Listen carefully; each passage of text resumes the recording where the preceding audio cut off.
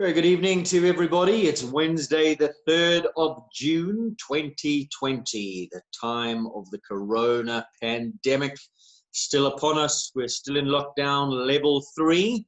See what happens in a few days' time when the new government gazette is evaluated. We'll see what happens, whether we move into a bit of more normalcy, as they say. This show brought to you by Kyalami Equestrian Park in association with I4 Williams Trailers, Mumpro SA. Big thank you to them. Please do the necessary. Go out and check out their Facebook page and their website. Right, so this evening we are talking to somebody on foreign shores, maybe a name that many of you will not recognize, as she left South Africa quite a few years ago to go and pursue her dream of riding overseas. It's a very good evening to Paige Jacobs. Paige, how are you? Hi, I'm good, thanks. And you? Tell us, where are you? You've got a very African look behind you with the elephant. One could think that you're sitting somewhere in Limpopo or something, but you're not, are you? No, I'm based in Belgium, and the African elephant is a little bit of home in the house. Good, yeah, good to bring some of South Africa with you. Tell us, where in Belgium? Exactly is a little town called Woestwedel. It's actually very close to the border of Holland. So I'm just about Antwerp and then to the border of Holland. So like 5 minutes. So in the thick of horse country. Now, your story we want to hear. Some people will remember you. I'm sure many of you will remember you. I have never had, this is the first time I'm meeting you, but I have been told that you've done good things on your journey. So tell us right from the start, where were you born? Tell us your story in your own words. So I'm a Cape Townian, born and bred, from Stellenbosch. My family, my mother mainly, she has a livery yard there, competition livery yard, and I grew up with the horses. I had my first pony, probably before I was born. And then I went to my first show on the lead, showing already when I was 2 years old or something like that. And then did the pony, actually more in the beginning, a lot more in the dressage, as my mom was a dressage rider, and I think that was the way she tried to divert me, but I ended up in the show jumping. So I had, dressage pony, but I tried to show jump him. He wasn't really the all-time show jumper. And then when I was 12, I got a young mare from Laura Kotzer, Lisa Williams. She bred her, and we backed her, and then with her I started really into the show jumping. And then I was with her name was Goldmark Chelsea, and then I competed in the Western Cape show jumping team with her, and I did equitation, dressage, showing, eventing, all the disciplines. And then juniors the same, and I had a few different horses. From my own, I only had one, but I rode a few from my mom's clients and from Laura Kotzer. And then my godmother, Pippa Mickelborough, she bought me Hawaii Lad. He actually recently passed away a month ago. And he was also before with a few riders, but we bought him actually from Lisa Williams. And he really turned my career around, I must say. He really worked. I came second in South Africa in the equitation championships. And then that's where I think, the bug was always there to dream to go overseas, but I think with him, it really came official, really. I was 16 then, and then I knew it was exactly what I wanted to do. And then now, where exactly was the yard in Stellenbosch? I asked because I was based in Stellenbosch for a little while at Dichterbay Stud with Judy Stegeman, who was just outside of Stellenbosch. So I'm wondering if we were practically neighbors for a while. No, so where the Paradise Cliff Golf Course is?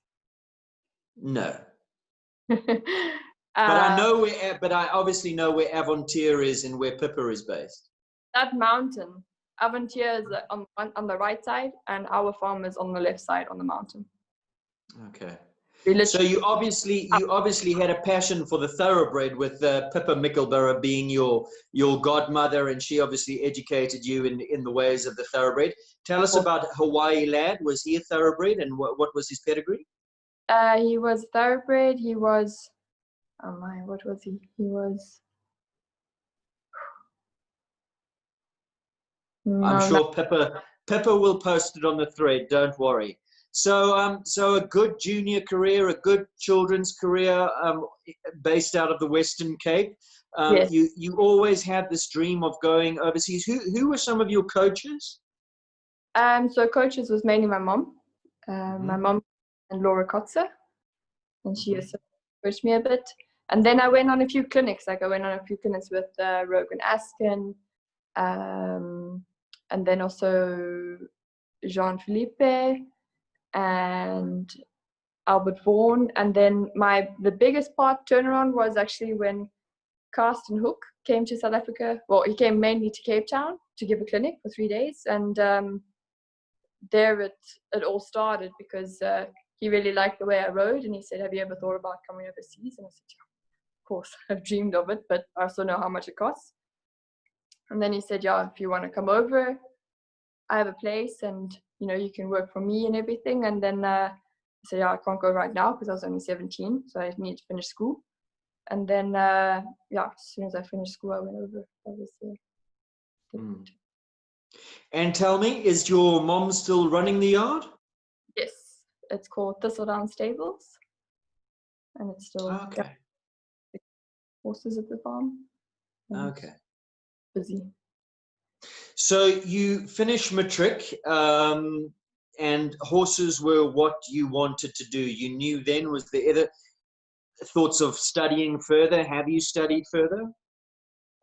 So I finished. My mom knew it was always my dream, but she said you always need to have a plan B in the beginning going over. So she said, "You can go over, but you have to promise me that you will study something."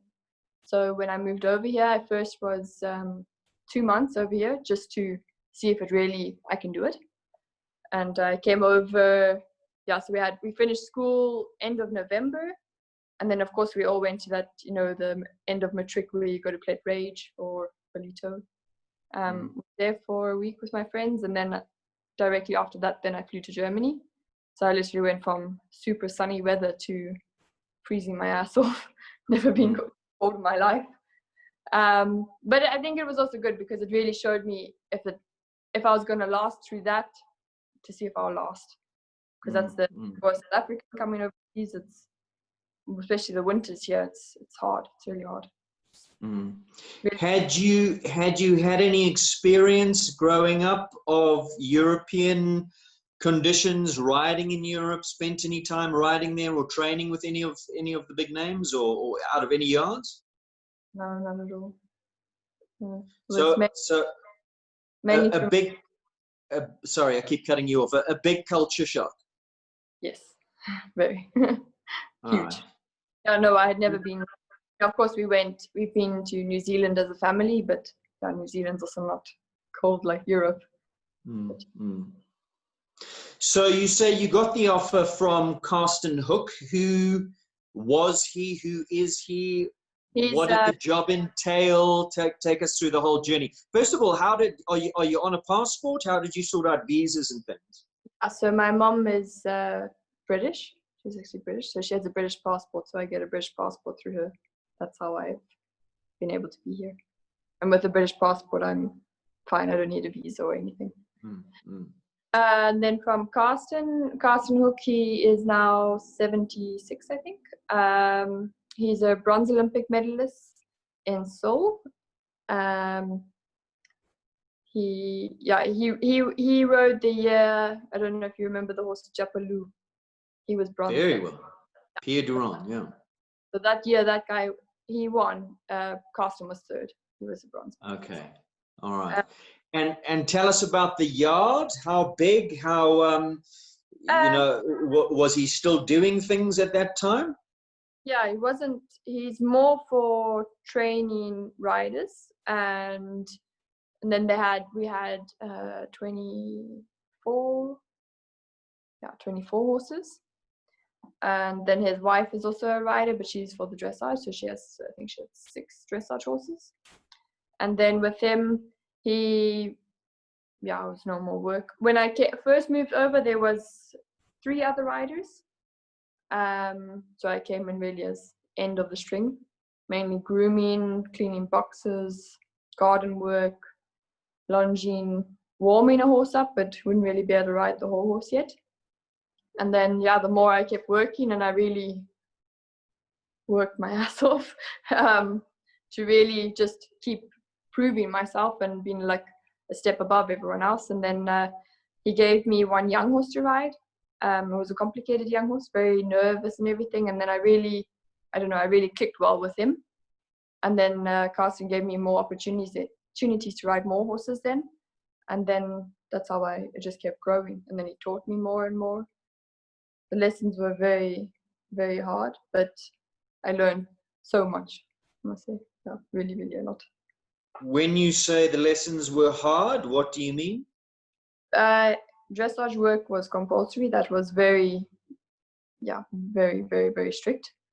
And we rode our horses, some horses twice a day, and other horses for sure for an hour, if not more. So it was very long rides, and also he would have weeks where he decided, no stirrups on the saddles for this week. So then we had no stirrups, and that was that. You still had to jump and everything, but without stirrups. At the time was very painful, but like now, how strong my seat is and everything, I'm thankful for it. Mm-hmm. Was it a whole new system that you were unfamiliar with, that you had to adapt?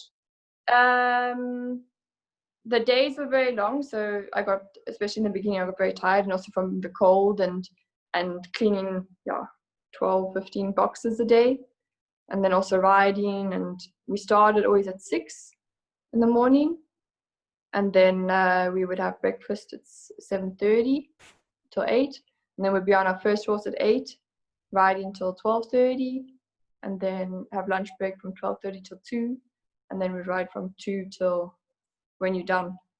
But sometimes it was 7 o'clock, sometimes it was 10 o'clock. Yeah, depended on what he had planned for the day. Mm-hmm. And his yard, was it a production yard? Was his core business to produce and sell horses? So did you get to ever stick with any horses very long? Mainly produce horses. We did sell a few, but he wasn't such a big dealer. He was more for producing the horses. So I did get to keep a few in the time. And then that main one, the first ride I got, his name was Montana's Clyde. I got him when he was 3. So we backed him. Well, he was backed already. And then I got him. And him I kept till the whole time I was there, till I left. Mm. And what was the deal with him? I mean, he came out here and he offered you a position. Was it a paid position? Or were you, the reason I asked this, when I did my stint overseas with Pessoas, a lot of people, young riders, would come to the yard and pay to be there just to learn. So in other words, you would be grooming, you would be learning, you would be training some of the horses, but you would basically be working, and for that you would pay to be there. In other words, they considered it an education in horses. They were the professionals. You wanted to learn, that's fine, they would teach you, but you needed to pay there. You were going to go into the business, so you could consider it a form of schooling. Was that the system you were on, or were you paid to work? Paid to work? No, I wouldn't be able to afford to have paid myself in no ways. No, I was paid to work. So yeah, because before when he asked it, I think before when he asked it, he had that in mind of that I would pay to go there, but I made it quite clear that that's not possible. And then I did the 2-month trial, and there I didn't have to pay him, and he didn't pay me. It was no money. It was just food. He supplied the food for me, and I obviously brought some cash over for the first 2 months. And then after the 2 months, he applied me second rider position. And then I moved up from there, and then I became first rider. then I worked second rider for another month, and then I took over first rider position. Mm. As first rider, did you get to compete much? Was there much ring time? At what sort of level were you riding? I jumped up to 150 with him, and I jumped also at the Hamburg Derby. That didn't go so well. The horse was a bit too impressed, but we were there. I guess that's the thing. I also had the young horse in there, the Montana's Clyde, and he jumped the 7-year-olds, and he was placed in 2 of the classes. And then I did, other just normal 2-star internationals and all the big national shows. We did qualifications for Bundeskampionat, and we'd go on shows all the time. I think Monday we were always at home. Tuesday, Wednesday was normally like the young horses show, and then from Thursday to Sunday we were with the older horses on show. It was a lot of competing. And not just the glamour of riding at shows, there was always the work behind the scenes as well. So the grooming would have to continue, the mucking out would have to continue. Or as first rider, once you graduate up there, do those kind of chores fall by the wayside and somebody else picks them up? Other stables, yes. By Carson, though. No, he still did everything. He said, if you want to ride the big things, you can still clean a box. So tell us about an average show day. I mean, were you on the road a lot at the shows the whole day? Get back, still got the grooming, the bedding down, the mucking out, the cleaning of the truck. It's not all glamour. Everybody thinks the sport at top level is full of glam, but it's a lot of hard work. No, not at all. No, it was really early morning. Say we must leave with the horses at 6, so we're in the stables already 4:30, cleaning boxes. Some riders like to do it the other way around, clean boxes when you come home. I prefer to do it rather in the beginning, because then I know when I'm home after the competition, it's just feeding, washing, cleaning like that, than to go and start cleaning boxes now. So we were 4:30 in the stable, cleaning boxes. Then prepare the horses. The ones that wouldn't go on show would have already also been in the walker, just to have moved at least. And then we would go to show. I had to get my truck drivers because he wasn't always with. In the beginning, the first 6 months he was, obviously to teach me the ropes and how I go. And then after that, he said, I need to get my truck license so that I can go by myself to the shows.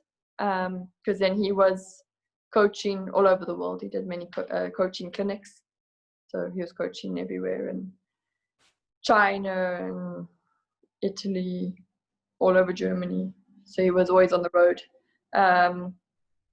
So then I had to get my truck driver's license, and I would drive to the show, spend the day at the show competing, and then come home, clean the horses. I try to make it sure that off days wasn't so much, but I try to make sure that if I knew I had competition, that the ones that weren't competing would have off, or if they are competing the next day, then of course I would have to ride them when I come home. But I try to make, to be clever with how I planned it. Otherwise, I would get 2 hours sleep every time. It was always different of who was competing, who wasn't, who needed to work that day, who's jumping the next day, like that. Some of the challenges you faced, were there ever times in those early years where you thought about getting on the next flight back to South Africa, that it was just maybe too much? I'm imagining 4:30 in the morning getting up to clean boxes in the middle of a European winter cannot be pleasant. No. I missed home a lot. I still do. I love home.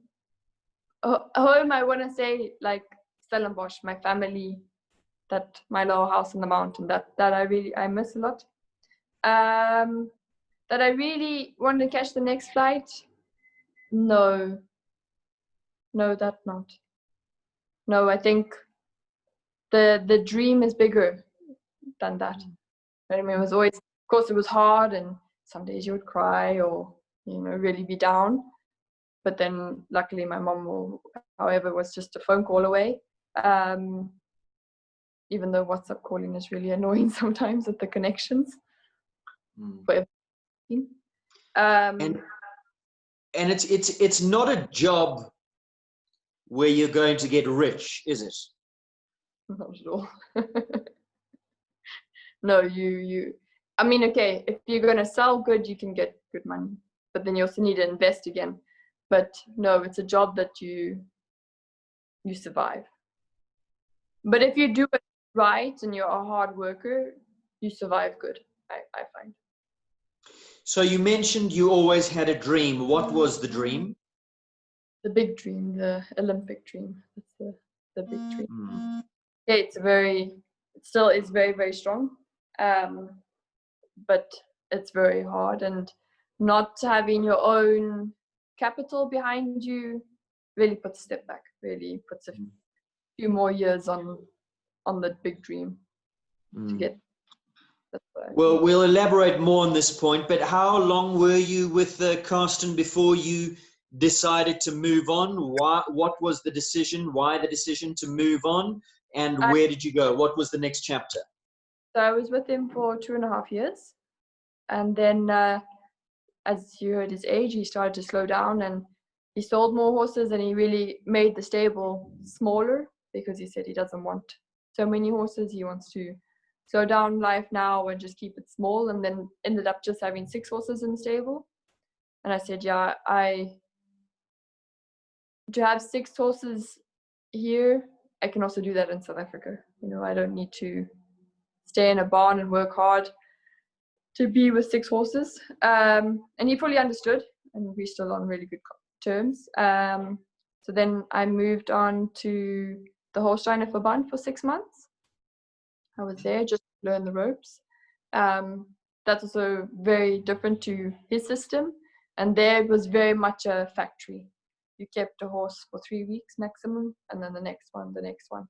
So that you earned good money, and the working times were a lot less. I never had to clean boxes. I didn't even have to tack up a horse. But for me personally, I didn't really like that, because I like to tack up a horse and make sure everything's fine and there's no cuts or the saddle's on good, or, you know, that you have more connection with the horse.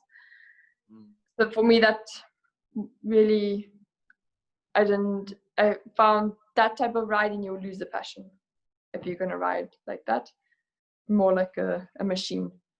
But I learned of how it goes in an auction, how you ride in an auction, and how those things work, because I did 2 auctions there. So yeah, I learned a lot, but I also knew it wasn't for me. It also wasn't going to bring me any further, because if you keep a horse for 3 weeks, you're not going to get any further. And then, well, if you can elaborate a little bit on the Holsteiner Verband, what is it all about? Where exactly were you working out of? What was the goal with the Verband? Was it just a production yard to produce for auctions, horses constantly for sale on auctions, or what was it all about? And also, I'm taking it was based in Holstein in Germany. Also, a little bit about the people, your experiences, the language barrier, if you'd picked up any German. Yeah, I can speak German. Had to learn it. I'm obviously the horse language German. I'm not going to go and speak car language German. That won't go. But yeah, the horse language German, that goes. I had to, you have to pick that up in Germany. Germany, they're not really forthcoming into speaking English. So that I had to pick up. That came, the first year was very hard, and I kept mixing it up with Afrikaans for some words. And then, then it came, I think still sometimes the Afrikaans word will pop in there, but and then from base-wise, it's based very close to Hamburg. And it wasn't so far away from where I was based with Carsten. It was 35-minute drive away. Moving there was just the next opportunity, I would say, and to learn. I was so young, so I didn't know where or what I wanted to do, and I didn't know enough about the Holsteiner Verband. And then from horses there, it's producing many from what they've bred, and then also many people who bring in a Holsteiner to be sold. Some were for auctions, but actually for auctions was more horses that were scouted, not really of their own for the auction. I mean, obviously some, of course, but not really of their own. But they deal a lot to Japan and Sweden, so that was mainly as we're going from there. Actually saw Domini there one time. He came to try a horse, Dolstein for fun. So that was nice. And how long were you there for? Just 6 months, and then that's when the move to Belgium came. Okay, so you started off in Belgium, went to Germany, and then back to Belgium. Who was the person that that got you into the Verband, that suggested that's where you should go? I was approached. They saw me competing. They approached me. That's how it came. They saw me competing for Carsten, and then obviously the word came out that Carsten was like making his yard smaller, and then they approached me at one competition. Would you be interested? And then I went and tried there for a day, and then they liked me, and then that's how I became. I was rider at the sales, and then I also had 3 stallions that I rode. I rode the $1 Million, Orico, and Crumble. Why the decision to leave? Just because the system didn't really fit in with you didn't like what they were up to, the fact that it was a bit of a sausage factory? I didn't plan actually to leave. I wasn't looking for something, but so I went from school, Germany, was Carsten, then to the Holsteiner Verband, and then I was there 6 months, and I got a phone call from Sancho Fuhrmann, and Chad Cunningham had given him my name, and I wasn't looking at the time, but then Chad gave him my name. He called me up. Are you interested in the job? I said, no, I'm actually right now not looking, because I had started studying, and the times at the Holsteiner Verband were really good for the studies. So I wasn't looking, but I also wasn't 100% happy there. So of course then I was more looking, but not looking, if you know what I mean. And then I came then down to Belgium, to Sancho, for 3-day trial. And I really enjoyed it here. I really liked the atmosphere of the people. I found it a lot softer here. Germany is quite hard, and the people are hard. But they are also very nice German people. I have very good friends there. So it's not that they are not nice people, but it is, as a South African, they're not so, I don't know how. You wouldn't describe the Germans as warm people. Exactly. They're not so warm, and you can't have a nice chaos or nice social time. It's always a bit strict and work.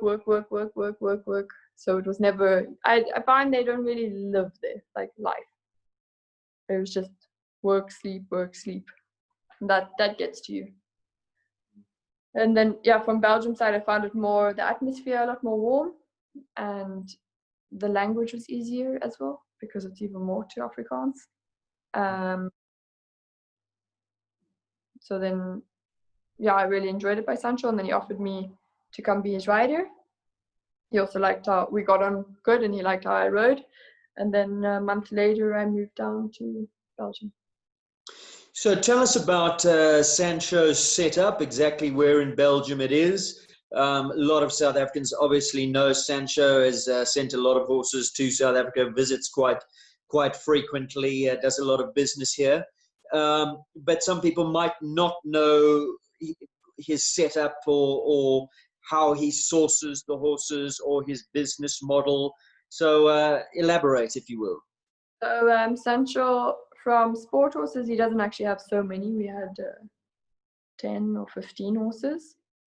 From horses he exports to South Africa, it's mainly horses that he sources. So he's a scout. So he will drive around. He's a lot on the roads looking for horses. So that's where so most of the horses from South Africa are from driving around. I think from in our stable, from when I was there, we sold 3, 4 horses from what I was underneath. But yeah, otherwise it's mainly driving around scouting, and then he's quite a lot into his breeding. He breeds quite a bit, and very good lines. He breeds very good lines. And then by him, I was rider. And then we had another girl helping out. She did the boxes and some lunging, but she would only work a half day.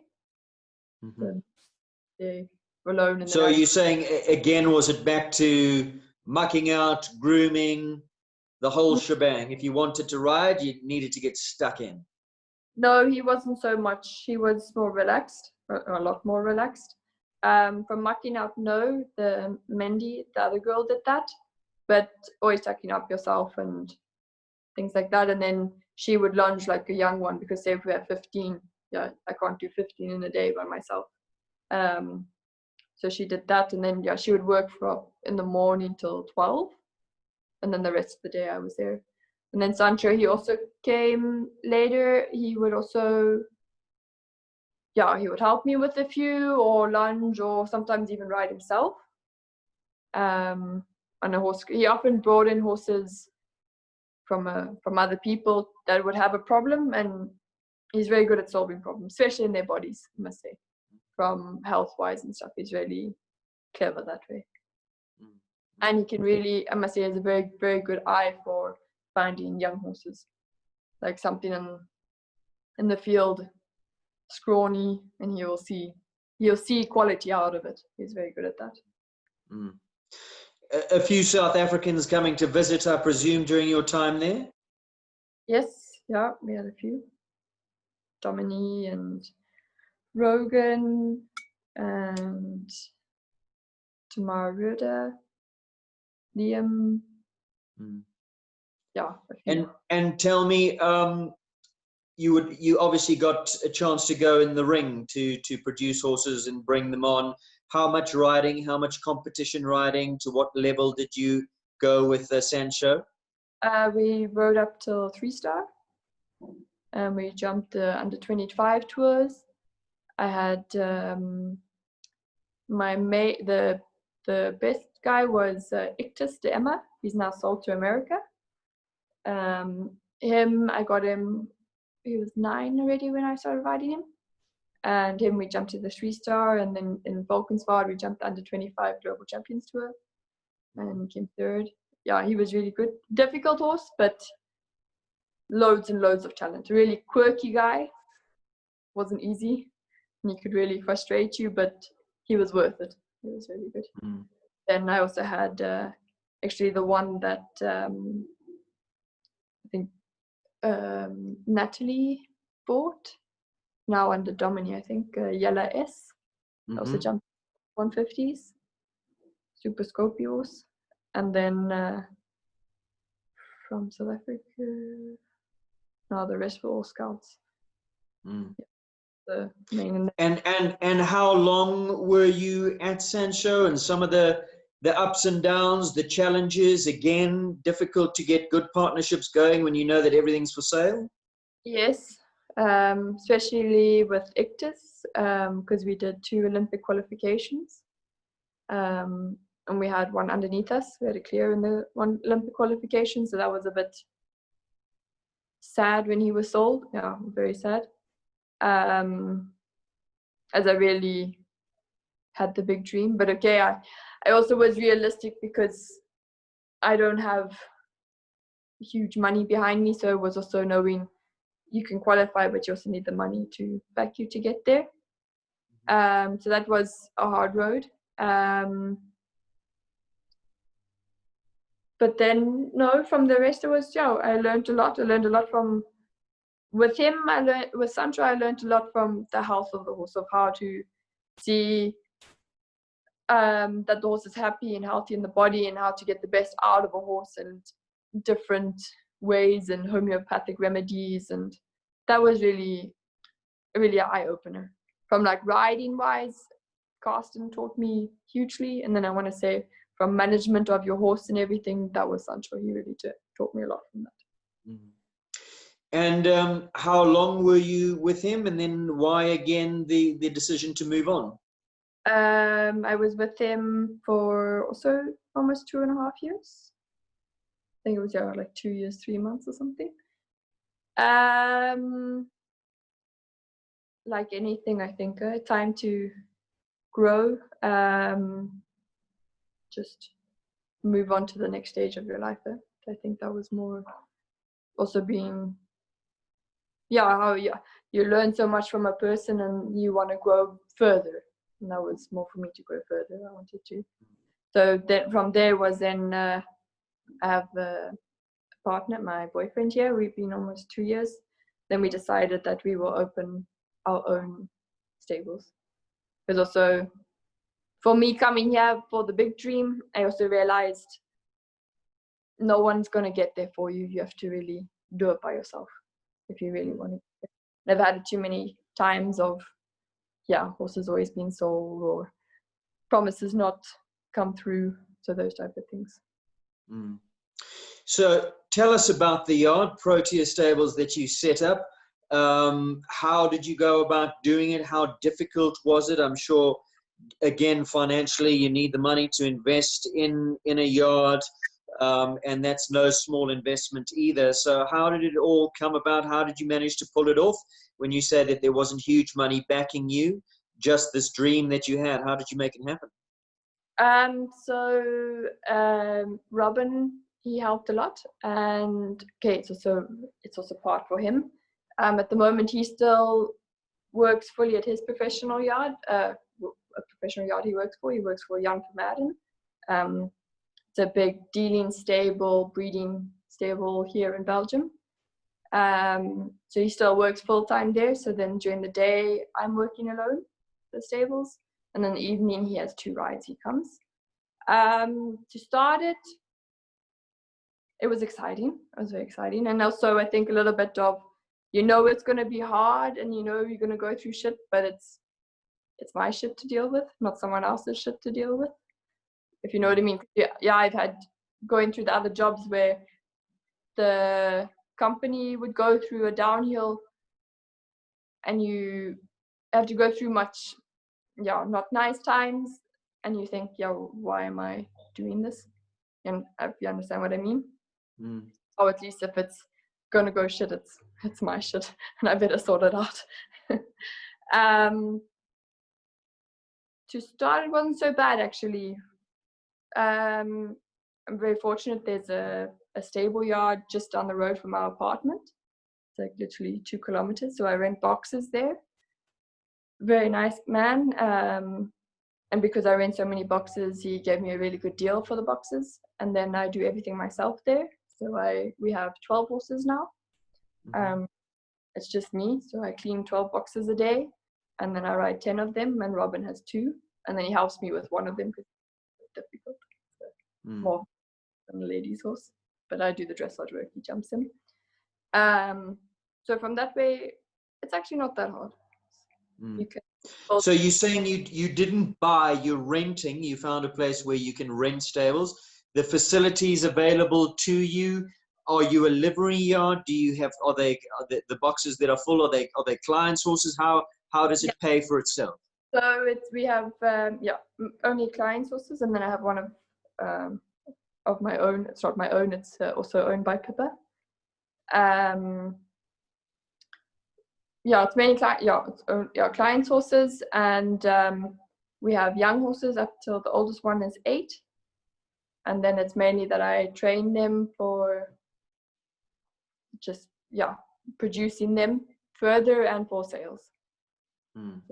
That's we've sold already 2 this year, which is good. And the 6th month now it's the 6th month that we've had the stable, so it's going positively. So I hope it.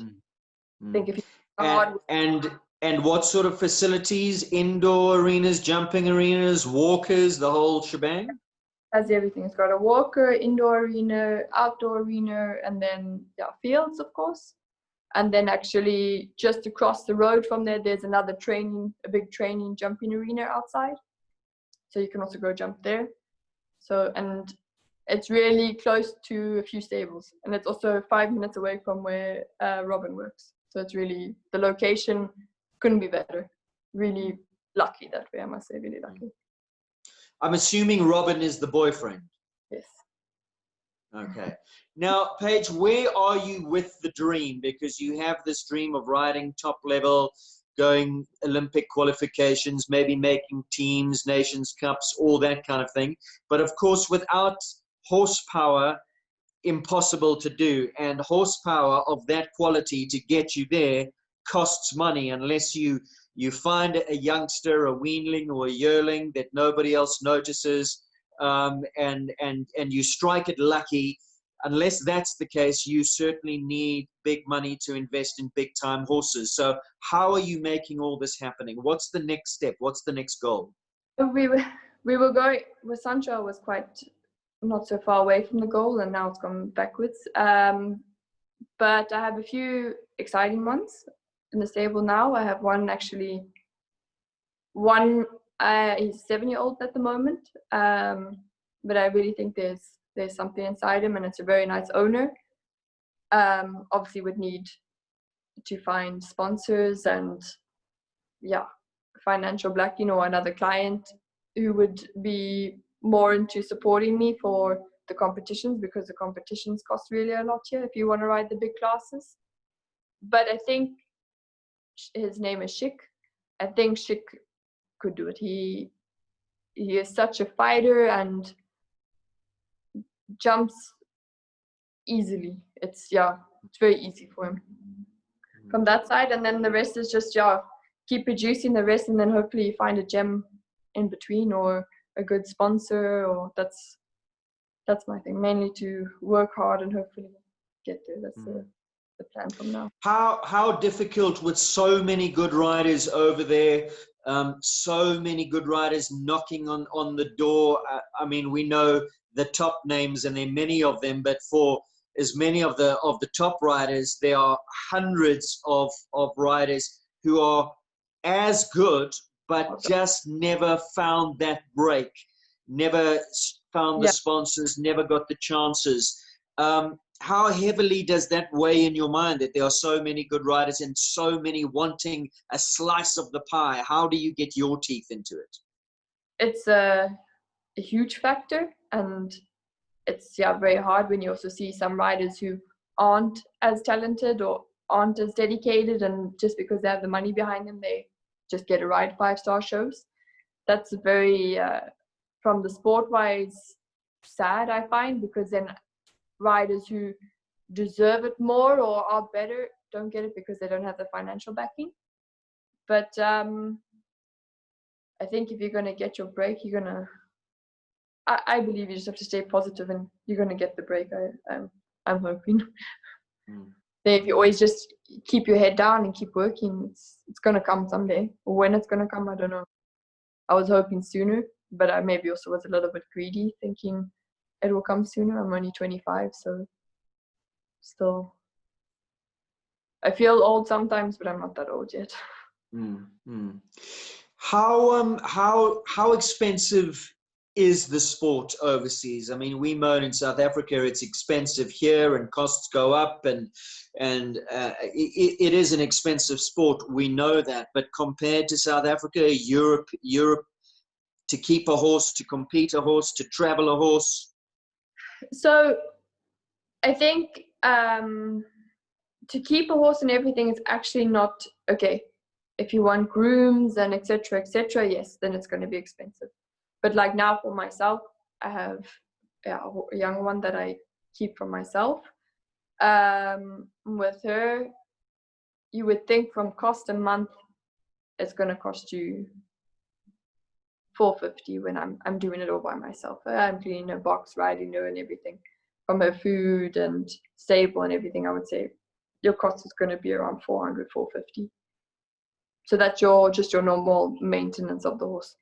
Then from traveling, that's going to depend on what you want to travel in. If you're going to travel in a 2-berth horse truck, or you want the big truck, that's almost 100,000 euros difference between the two.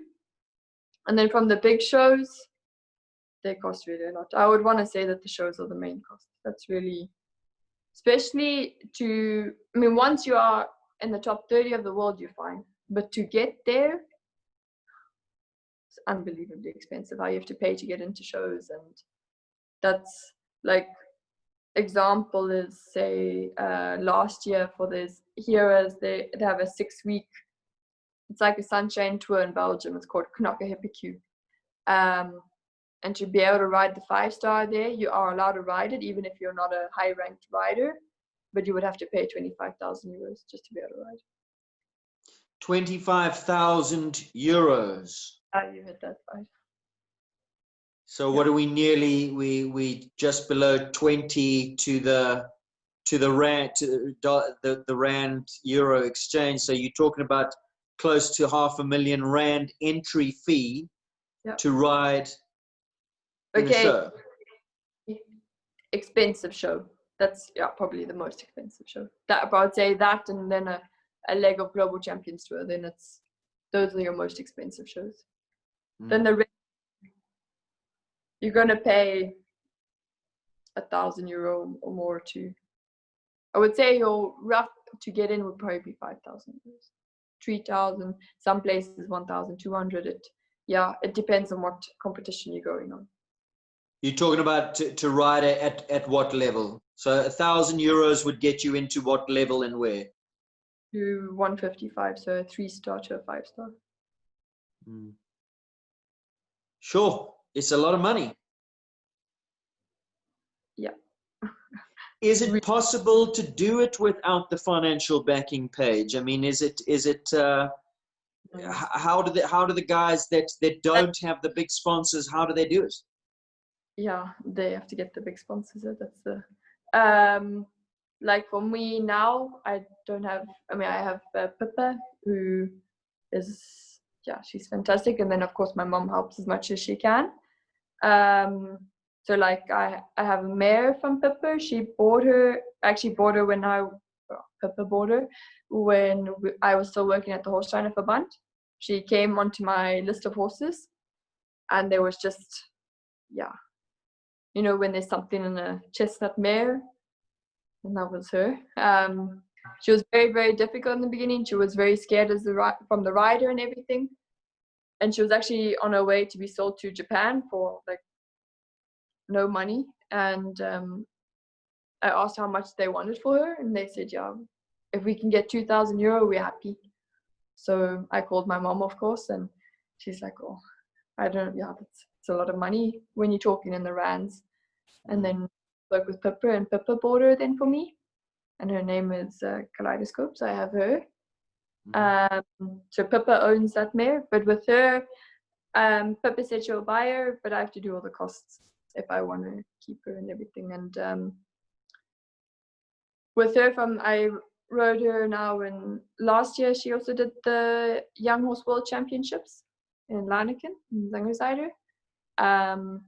So for to go into that show, being a South African was lucky, so I didn't have to pay to ride there, but I had to pay the normal entry fees.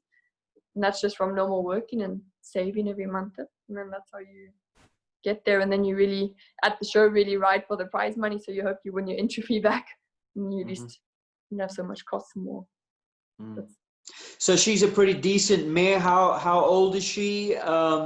What level is she at now? When you say the World Championships, the Young Horse World Championships, what level is that? 140 to 145. Okay. So you could sell her and make a fair return, but then again, that is the dilemma. It puts you back down to the bottom of the ladder. You've got some money in your pocket, but you've got to reinvest in another horse. You've got to build another horse up, and so it goes. And it's extra time, and that dream is what you want. So how does one make it as somebody without the huge financial backing? How does one get there? What is the business structure? Are you dealing horses? Are you producing and dealing? And then when the money comes, if somebody comes with a big purse, how do you say no? So so our main thing is producing the horses and selling them, and then making commission money. So we're always making commission money and saving, and hoping that on one of the young horses we either invest in or our client, and you make the jackpot, that you really make a gem of a horse and can sell it for really good money with good x-rays, and that you really sell for the big money. That's that, or that you hope that someone will back you or help you along your way. I think that's the only way. Otherwise, I mean, of course you have to work harder, that's the main thing, but to really get there you need financial backing. But it's also not everything. I mean, you can have all the money, and if you're not going to work, you're also not going to get there, because there are so many riders here who work hard and have the money and still are battling to get up there. So there's too many good ones here actually in Europe. We have so many riders fighting for the top. It's not normal. What is the next step? Is it to grow the yard, to get a place that you own yourself, or Yes. if your perfect scenario, what is the plan? What is the goal? So to go a little bit back, that I'm currently studying psychology part-time through London, through the Open University, through England for the English, because to study in Dutch wouldn't be so good. So I'm studying psychology, and I'm specializing. I have another year and 2 months, and then I'm specializing in sports psychology. And then the plan is obviously to always keep working towards the big dream, but also into making a life here. For now, it's to stay renting the boxes and keep growing the business and getting more clients and loyal clients, and hopefully also finding horses for South Africans, and just growing. And then hopefully in 2 or 3 years, the plan is to then invest in our own property. And then for me, what I really want to do with the psychology is I want to open, obviously more for the South Africans, that like a home base here in Europe, that at least when the South Africans come over, they feel more comfortable, because I know it's really hard to come over here, and that you feel a little bit more comfortable. And that I would like to open a base of basically training young riders physically in the riding, but then also mentally. I also want to train them, mental training, and really grow with them at home, and also take them on competition, so that we can really overcome barriers that they find in the ring or in the warm-up that they battle with, and that we can really, the quotation is, I want to train champions, all the stars of the future. That's the way I'm thinking. Nothing has come yet. I'm still studying, but that's the way I'm thinking, that I can open such a base. How are you poised at the moment with your current setup? So in other words, if there's South Africans over here that would like to come over for a stint, and have somewhere to stay, and somebody who knows the ropes and could show them around and show them horses. I mean, you've obviously learned a lot from Sancho as well. Would you be up for that? I mean, you might already be dealing horses to South Africa. Of course. No, I have enough horses for clients, and we also have, by Robin's parents, there's an apartment, so they could stay in the apartment, or we would find another apartment. I mean, it's a small town, but there's lots of options of where to stay. My own apartment, that's a bit small to have someone in the lounge. It'll be uncomfortable. But from that side, no, it could work. It's not. So they can come over for a month, 3 weeks, how they want, and train and learn and go in competition and grow from there. And maybe they find something they like, maybe they don't, or it doesn't matter. Have you followed in Sancho's footsteps at all and sold a few to South Africa? No, not so far. That's something that you'd be interested in? Yes, of course. Of course, to sell to home is always a dream. To send some really good horses homeward. Yeah, of course. You obviously are a very, very hard worker, and you've done it the hard way. As you say, there hasn't been a huge amount of financial backing. You put your head down. You went over as a young girl. You've stuck it out there for a few years. So you are obviously a role model to other talented riders who don't have that sort of financial backing. You've had to do it yourself without too much guidance from other people and feel your way through. So for people watching this, for young riders who look at you and say, well, I'd also like to make a go of it, what would be some advice, the do's and don'ts, according to Paige? Do's: watch with your eyes. Watch everything you can. You can learn from watching riders in the warm-up arena, in the ring. The best is, I find, if you watch a rider warm up and then you go watch them in the ring, you understand why they did specific movements or types of jumps for in the ring, of why did the horse collected for in the ring that they get strong, or however, So watch with your eyes, and always ask for help. I think that's always a thing. Don't be shy to ask for help, because people are actually more willing to help than you think, or ask for advice. That's also a huge thing.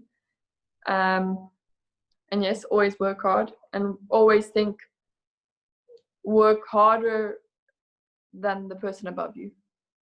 You always need to be working hard, then become that person above you in whichever you're in. And don'ts: never give up. That's the main thing. Never give up. Sun's gonna still come up tomorrow, so you got to keep going. That's how I've gone.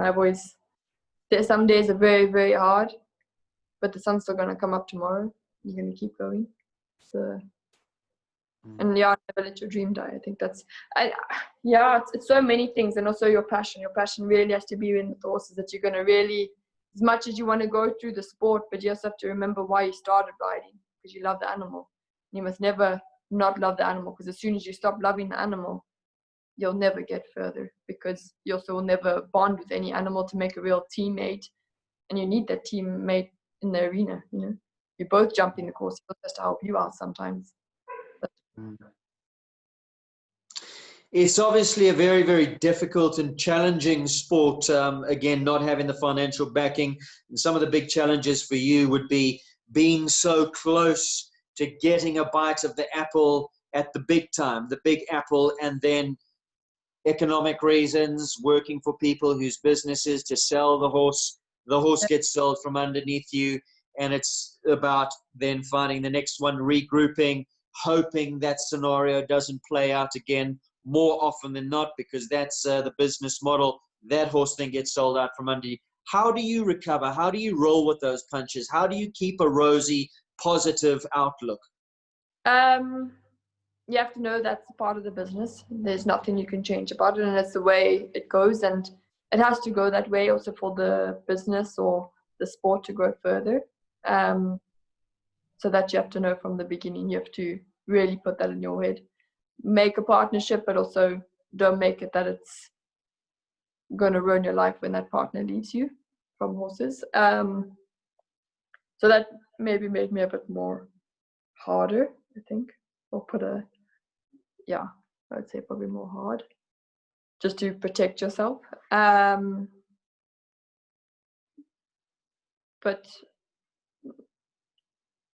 just to keep going, I think that's my main thing, just to keep striving. That if this way doesn't work, you need to think out the box and go another way or a different route, or you always need to be thinking for the next plan. Like what are you going to do next? How are you going to do that? How are you going to get out of that situation? How are you going to try open that door? I think it's always, don't get stuck.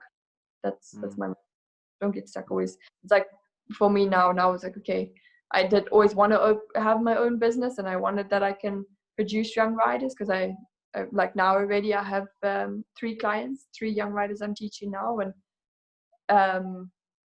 you just got to keep thinking and how to make it better, how to make your life better and bigger, and going more to the where you want it to go for the end goal. For people watching in South Africa who want to get in touch with you, they might be sourcing a horse and think that you could help them out. How does one get in touch with you? Through our Facebook and Instagram page. It's actually quite active. We are really lucky with Michaela Machine. She is helping us out. She approached me She is really good with the media management because I'm very bad at that, the Instagram and Facebook. So she's very active on our Facebook and Instagram page. So there you can follow what horses we have, and there's all our contact details. So if you need to ask a question or anything, it's open. You're always available to help. Paige, we wish you all the very, very best for the future. Please keep in touch. Let us know how you're doing. And yeah, hopefully that dream is not too, attaining that dream is not too far away in your future. All the very best to you. Thank you very much. Thanks for the chat. Take care.